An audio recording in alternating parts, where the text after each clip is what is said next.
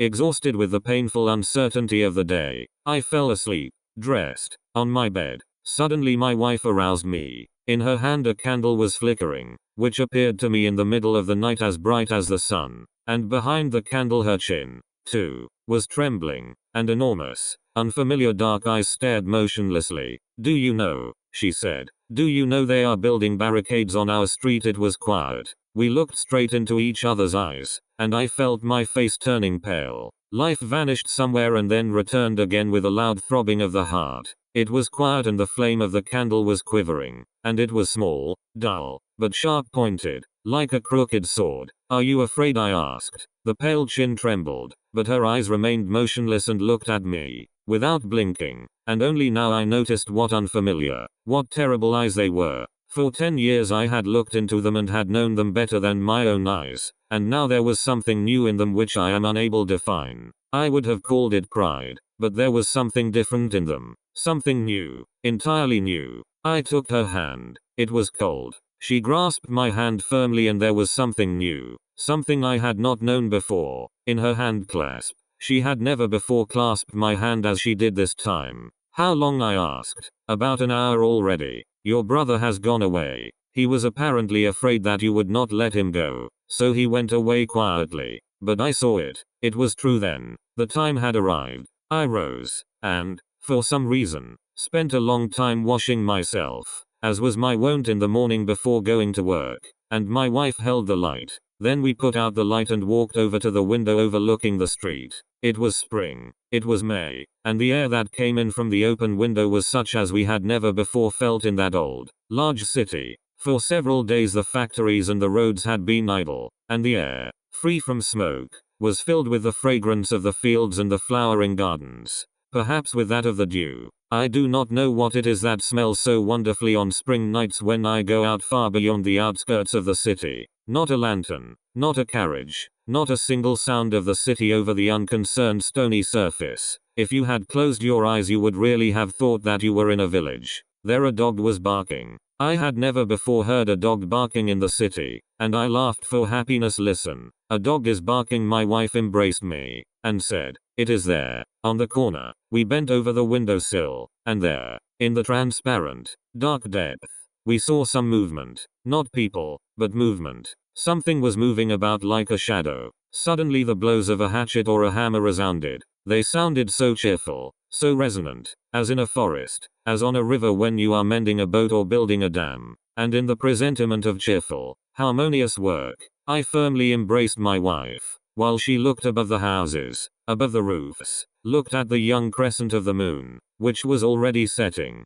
The moon was so young, so strange, even as a young girl who is dreaming and is afraid to tell her dreams, and it was shining only for itself. "When will we have a full moon?" You must not, my wife interrupted. "You must not speak of that which will be." "What for?" "It is afraid of words. Come here." It was dark in the room, and we were silent for a long time, without seeing each other, yet thinking of the same thing. And when I started to speak, it seemed to me that someone else was speaking. I was not afraid, yet the voice of the other one was hoarse, as though suffocating for thirst. "What shall it be?" "And there you will be with them. It will be enough for them to have a mother. I cannot remain. And can I know that she did not stir from her place, but I felt distinctly that she was going away, that she was far, far away. I began to feel so cold. I stretched out my hands, but she pushed them aside. "People have such a holiday once in 100 years, and you want to deprive me of it." "Why?" she said. "But they may kill you there,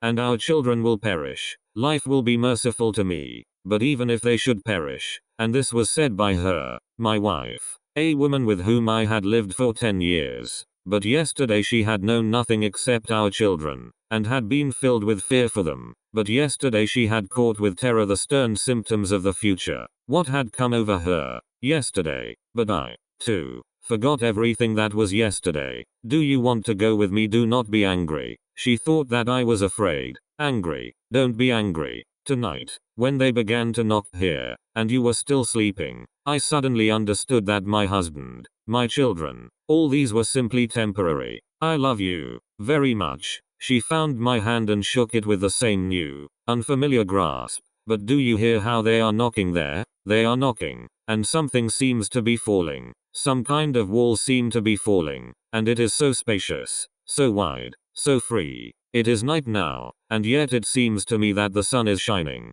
I am 30 years of age, and I am old already, and yet it seems to me that I am only 17, and that I love someone with my first love, a great, boundless love. What a night, I said. It is as if the city were no more. You are right. I have also forgotten how old I am. They are knocking, and it sounds to me like music, like singing, of which I have always dreamed, all my life. And I did not know whom it was that I loved with such a boundless love, which made me feel like crying and laughing and singing. There is freedom. Do not take my happiness away. Let me die with those who are working there, who are calling the future so bravely, and who are rousing the dead past from its grave. There is no such thing as time. What do you say? There is no such thing as time? Who are you? I did not know you. Are you a human being? She burst into such ringing laughter as though she were really only 17 years old. I did not know you, either. Are you, too, a human being? How strange and how beautiful it is. A human being. That which I am writing happened long ago,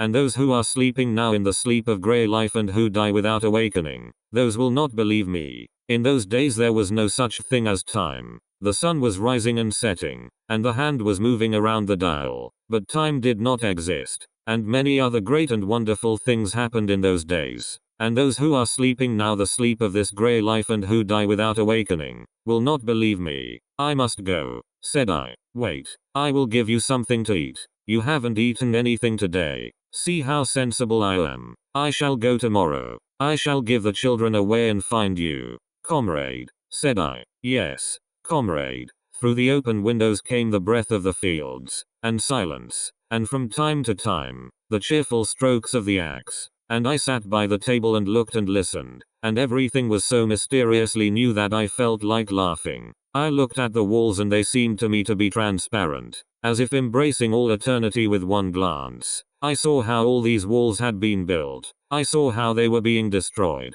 and I alone always was and always will be. Everything will pass, but I shall remain. And everything seemed to me strange and queer, so unnatural. The table and the food upon it, and everything outside of me. It all seemed to me transparent and light, existing only temporarily. Why don't you eat? Asked my wife. I smiled. Bread. It is so strange. She glanced at the bread, at the stale, dry crust of bread, and for some reason her face became sad. Still continuing to look at it, she silently adjusted her apron with her hands and her head turned slightly, very slightly, in the direction where the children were sleeping. Do you feel sorry for them? I asked. She shook her head without removing her eyes from the bread. No, but I was thinking of what happened in our life before. How incomprehensible. As one who awakens from a long sleep, she surveyed the room with her eyes and all seemed to her so incomprehensible. Was this the place where we had lived? You were my wife. And there are our children here, beyond the wall. Your father died. Yes, he died.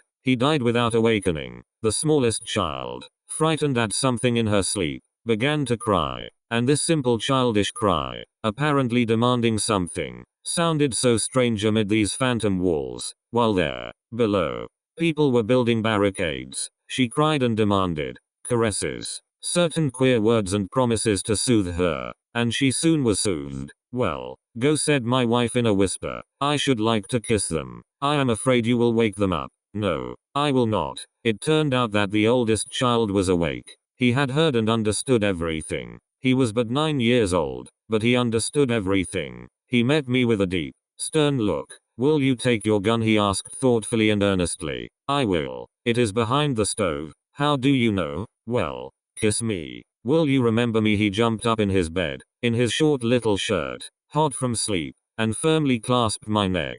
His arms were burning. They were so soft and delicate. I lifted his hair on the back of his head and kissed his little neck. Will they kill you? He whispered right into my ear. No, I will come back. But why did he not cry? He had cried sometimes when I had simply left the house for a while. Is it possible that it had reached him, too? Who knows? So many strange things happened during the great days. I looked at the walls, at the bread, at the candle, at the flame which had kept flickering, and took my wife by the hand. Well, till we meet again. Yes, till we meet again.